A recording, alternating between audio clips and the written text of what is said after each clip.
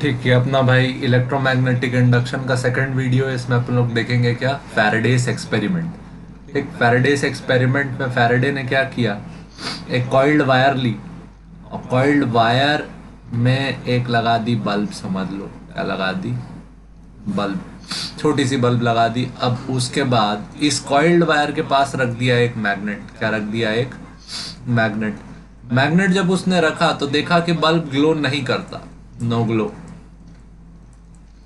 अब इसके बाद भाई फैराडे बढ़िया हार मान के जाने वाला था, तो हार मानने से पहले भाई ने क्या किया, मैग्नेट उठाया और लेके जाने लगा। जैसे ही मैग्नेट उठा के लूप से दूर जाने लगा, वैसे ही फैराडे ने ऑब्जर्व किया कि bulb started glowing, bulb started glowing.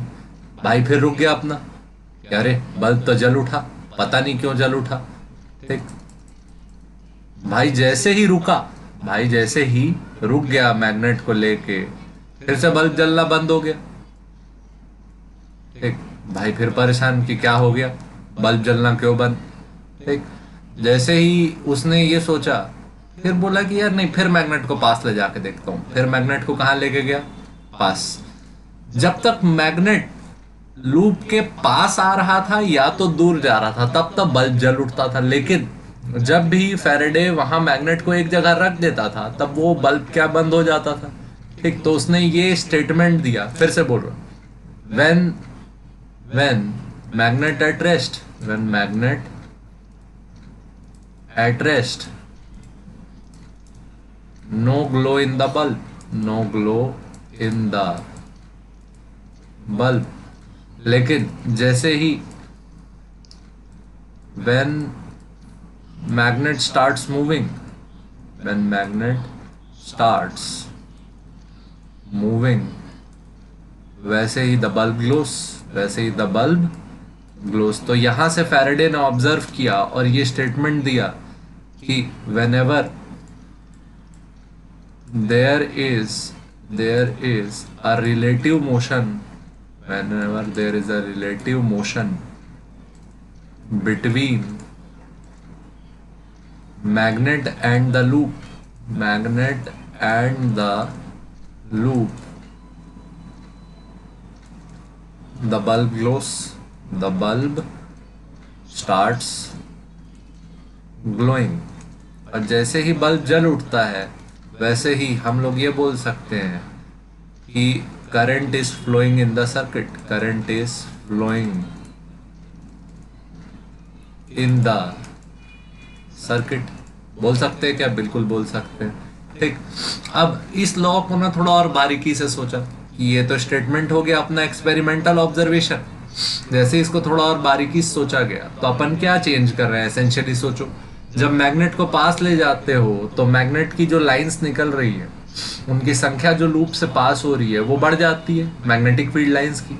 और जैसे ही दूर लेके जाते हो, वैसे ही मैग्नेटिक फील्ड लाइंस की संख्या फिर कम हो जाती है। तो ये देखते हो कि जब भी मैग्नेट पास या दूर आता है, मैग्नेटिक फील्ड लाइंस की संख्या क्या होती है, या तो बढ़ती है या तो घटती है। ठीक, तो यहां से फैराडे का लॉ निकल के आया, फैराडेस लॉ। क्या निकल के आया, Faraday's law. Whenever number of magnetic field lines, थोड़ी देर में इसको फ्लक्स बोल देंगे, number of magnetic field lines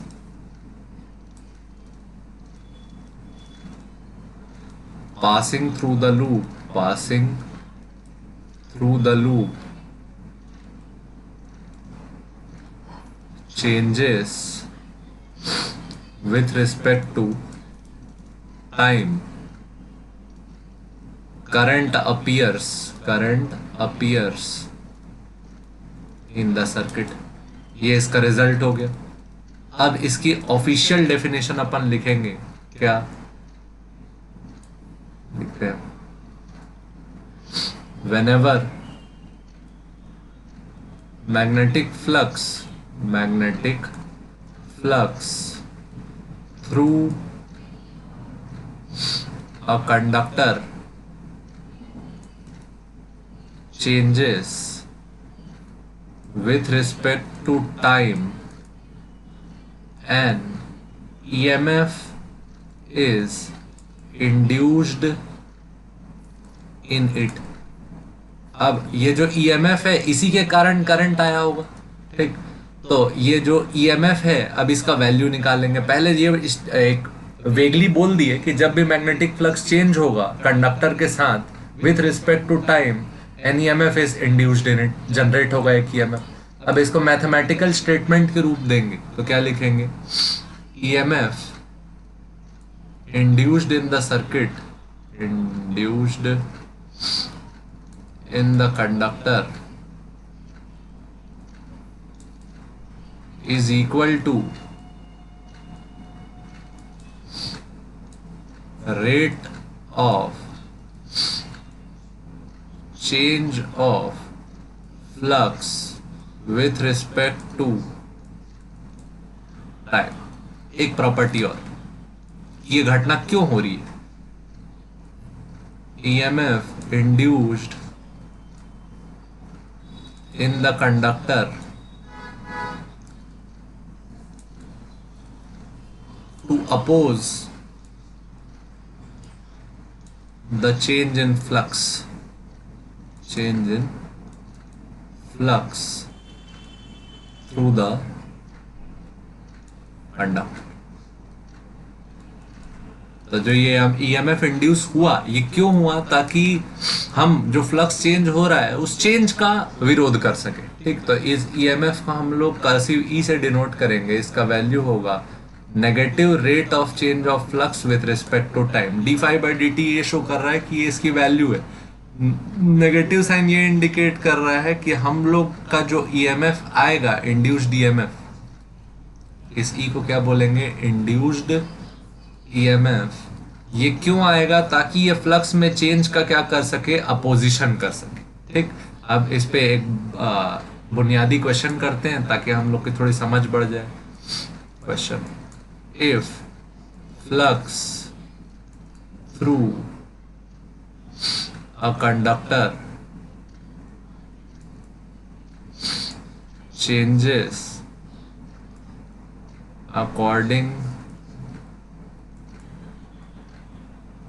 to equation phi equal to t cube minus 3t square plus 4t plus 6, then find EMF induced at t equal to 2 second, ठीक। तो अपना काफी simple equation है भाई, देखो फ्लक्स समय के साथ बदली हो रहा है, तो ईएमएफ का फॉर्मूला क्या था, negative rate of change of flux with respect to time, क्या आया, minus d by d t t cube minus 3t square plus 4t plus 6। T cube का डिफरेंशिएशन क्या हो गया, 3t स्क्वायर, 3t स्क्वायर का क्या हो गया, माइनस 6t, 4t का क्या हो गया 4 और 6 का क्या हो गया 0। तो ईएमएफ का ये वैल्यू आ गया, ठीक। कितने सेकंड पे निकालना था, t इक्वल टू 2 सेकंड, तो ईएमएफ का वैल्यू क्या आया, माइनस 3 इंटू 2 का स्क्वायर माइनस 6 इंटू 2 प्लस 4। इसको सॉल्व कर लेते हैं, माइनस 3 इंटू 2 का स्क्वायर क्या हो गया 4, माइनस 12 प्लस 4, ये क्या हो गया 4 3 ज़ा 12, माइनस 12 प्लस 4 माइनस 12, क्या आया माइनस 16 माइनस 12, 16 माइनस 12 कितना हो गया, माइनस 4 वोल्ट, यह आ गया ईएमएफ, ठीक। तो ये एक बहुत फंडामेंटल फॉर्मेट है जिसमें फ्लक्स दिया होता है और फ्लक्स टाइम वेराइंग रहेगा, तो हमको क्या निकाल के देना होता है, ईएमएफ, ठीक। इसमें जो आगे की वेराइटीज रहेंगी वो आपको अगले वीडियो में देखने मिलेंगी। 3 टाइप की वेराइटी पे क्वेश्चन होते हैं, ठीक है, आगे देखेंगे।